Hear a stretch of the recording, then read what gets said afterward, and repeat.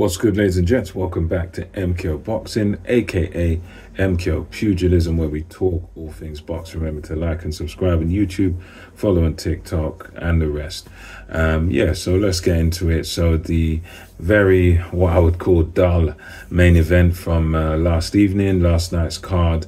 A headliner was Jack Catterall versus Harlem Eubank, and going into this fight, this was a chance for Harlem Eubank to sort of come of age, a chance for him to go in there with a guy that, you know, we all know should have been unified world champion, world-class fighter in Jack Catterall, and this was a chance to sort of see what level Harlem Eubank was at, and we kind of found out. The fight ended in a very, an unfortunate way, with the sixth round clash of heads, where Eubank and Catterall came together.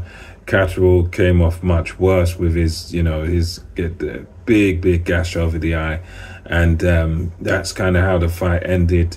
Jack Catterall's favor. He wins the decision, so went to the scorecards. And I mean, leading up to this, this fight was pretty much, I would say, one-sided. Catterall was just outboxing Harlem Eubank from the first bell. Winning. Eubank started off okay, I suppose, in the first round. Playing with his lead hand, but not really landing anything of consequence, and he wasn't really.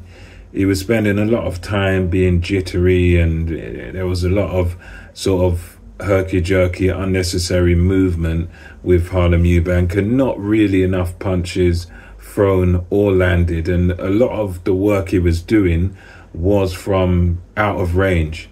Whereas with Catterall, the thing about him is he's never been a sort of high volume guy that's, throwing punches in bunches. He just throws the bare minimum to win the round. And that's what he was doing with Harlem Eubank, from rounds 1 to 6. I mean, I don't know. It's one of them where I know the boxers at ringside, the prospects and stuff was saying it was even after 4 or something like that. But to me, no way. I mean, I thought it was very one-sided for Jack Catterall, because there wasn't really anything coming from Harlem Eubank apart from posing, and Catterall was, coming in there with the jab, working a good left cross to the body and to the head, but there wasn't much of it. But as I say, it was like he'd do his little work where, a couple of punches around and he's landing them quite accurately. And then you'd have Harlem Eubank just posing, threatening to punching from outside of range. And he wasn't really doing that much work himself, Harlem Eubank. So there was no way he was going to win it. And even by a halfway stage, there was no sort of urgency in the work of Harlem Eubank. He was just staying on the outside, getting out jabbed, getting out boxed, getting out landed. As I say, not by much, because Jack Catterall's low volume, so he was, landing the punches, and you're just talking small margins, smaller, not really much, just the bare minimum, bam, bam, bam, and then that's it for the round, that's it for a large portion, and then bam, bam, it lands again. And it's like Jack Catterall was landing the bare minimum, and Harlem Eubank was landing, virtually nothing in there, completely outboxed and outclassed. And it was pretty much a clumsy affair as well. And I thought what was needed from Harlem Eubank, especially, once we got past, I would say, 3 rounds or 4 rounds, there should have been a tactical shift in Harlem Eubank's game, and he should have just gone for the gusto. He should have just got aggressive and tried to turn it into more of a brawl, more of a firefight, because to me, the fight, Eubank complained about it being finished in round 7, whatever. But the reality is the cut on Catterall was terrible, and even his cut wasn't good on the eyebrow. So it was never going to work.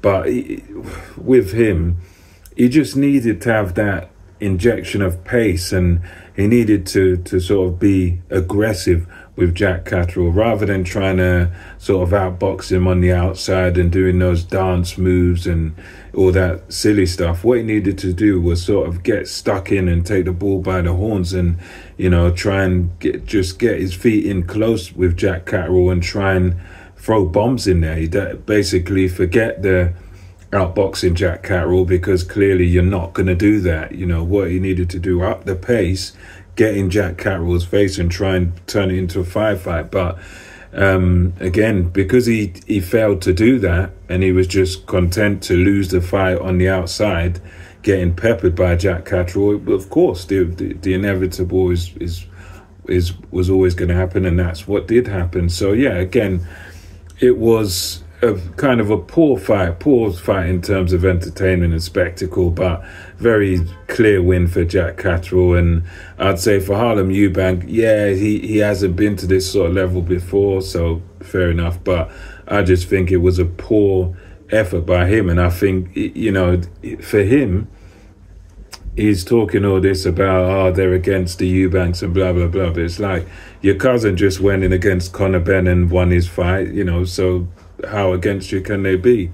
Did they give it Conor Benn's way? No, and you know, give it Eubank's way. And I just think he just needs to kind of grow up and learn from this experience. And I think, you know, I don't know what the corner was saying to him, but I think they should have been telling him, you're losing this fight, you know, get in this guy's face, let your hands go, He needed to empty the tank, like a Tunde Ajayi thing, just empty the tank, because at least then you stand a chance of winning some rounds if you empty the tank and you go for it. But he was just sitting back, dancing away, you know, acting like he's winning the fight, but he's only winning the fight in his own head, you know.